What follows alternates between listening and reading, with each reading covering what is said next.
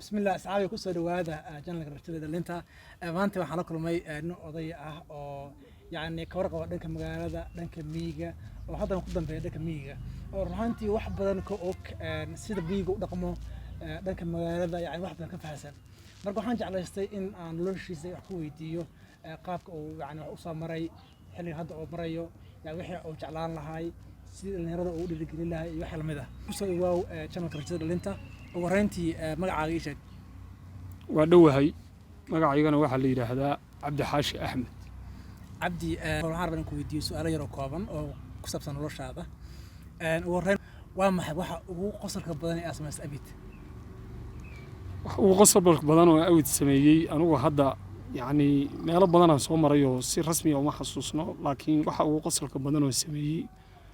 waxaan ka xasuustaa inay ahaayeen subaxyada kamid ah anoo dhigta iskool ka dhigta magaalada Xamar dugsi sarena dhigta inay igu soo dhacday inaan dhoofo iyadoo markaas Soomaalidu ay aad u jeclay bariga dhexe siiba dalkan Sacuudiga oo dhismayaal xooggan ka jireen markaas oo lacag la heli jiro baabuur xaaji qamsiin la yiraahdo wadanka la keeni jiray marka waxa igu soo dhacday dhalinyaro ila mid ahayd oo iskoolka dhiganaysa qaar dhan la waayayo maraakiibay ku dhunteen iyo badda casay galeen iyo berberi baabuur marka ku dhex dhunteen iyo marka maraakiibta Giriiga oo badda Djibouti timaaday ku dhunteen iyo waxaas maqal jiray subaxii dambe 200 shilin oo lacagtii Soomaaliya ayaan aabahay inta ka xadayaan waxaan go'aansaday inaan tago meeshaas Djibouti la yiraahdo oo maraakiibteeda aan ku dhunto subaxaasan waxaan ka dhaqaaqay magaalada Xamar baabuur la dhigi jiray baabuurtii gurmadka oo qaxootigii markaas xareysnaayo Ethiopia dagaaladii Soomaalida dhex maray ka soo jabay oo Soomaaliya ku xareysnaa u shaqayn jirto baabuurta gurmadka la dhigi jiray baabuurahan raacay halkaasna anoo waxba aqoon sanadkii qaangaarkayga bilowgiisa ayadoo 15 hay'adan magaalada Hargeysa dhex istaag waxaan arkay wixii ugu qosolka badnaa waxay halkaas markaan tagay noloshii aan ku noolaa anoo nin yar ahaa noloshaydu yani nin shaqo soo shaqaystay ahayn way arag socdaal aan ahayn nin dad yaqaan aan ahayn markaan astaankii baabuurka istaagay ka degaan meel aan u dhaqaaqo garan waayay taasay ahayd wixii la yaabka badnaayo anigu hadda aan ku qasbo markaan gadaal u xasuustaa ma sha Allah maanta idan waxa tahay daa waqti soo gaaray hadii dib lagu celin lahaa maanta yaad gaari lahayd adii 20ka maanta aad joogi lahayd maxaa qabsan lahayd horta waxa weeyaan dhalinyaradu waa iskuul yani qofka bini aadamka uu soo maro yani ما عربية waxay tahay man jadda wajada waman kasala nadama qofku markuu dhalinyarada yahay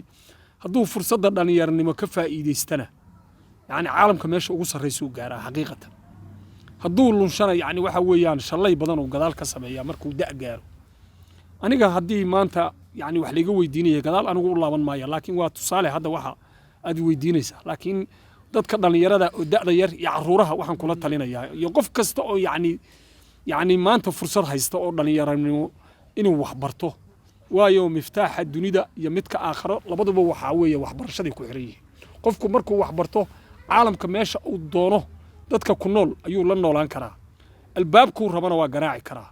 wax alla wixii yani uu hamigiisa ku jira oo fikra oo qabo oo inuu yani yool ka gaaro oo damcana yani qof yani waxa weeye test haduu sameeyo inuu hamigiisa isku guuleystay ay u dhowdahay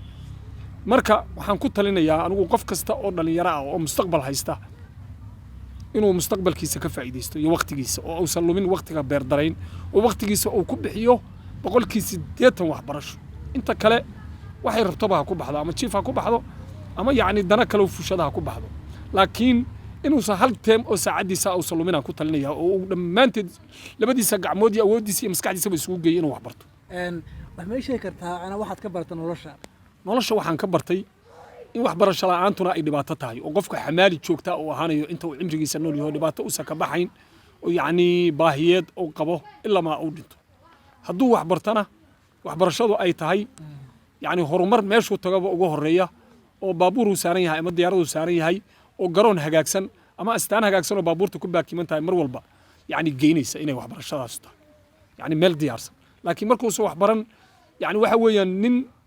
marna hog ku dhacaya marna buur fuulaya marna maalin qada fiican cunaya yawm al-asr wa basal ku jira maalina basal ku cashaynaya maalina baasta cunaya noloshiisu maalina fiicanta maalina xunta inay tahay nolol qiyaas karna aysan ahayn inay ku sugan yahay maxaa maanta ku dhiirigelin lahayd dhalinyarada yar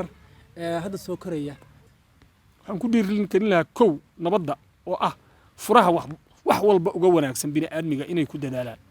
qofku nabad markuu haysto waxbarasho waa uga fiican tahay caafimaadna waa uga fiican tahay yacni wax kastoo nolosha saameeyana waa uga fiican tahay kow waxaan kula talin lahaa dhalinyarada soomaaliyeed inay ku dadaalaan horta nabadda qofku nabad markuu helo kadib ayaa albaabkuu rababa u garaaci karaa wixii nabad ku xigaana inay noqdaan dad wax barta yacni dadaalna sameeya ilaahayna ku xiran diinta ilaahay barta isboortiga sameeya yacni maskaxdooda ku maaweeliya wax san inay ku dhammaystaan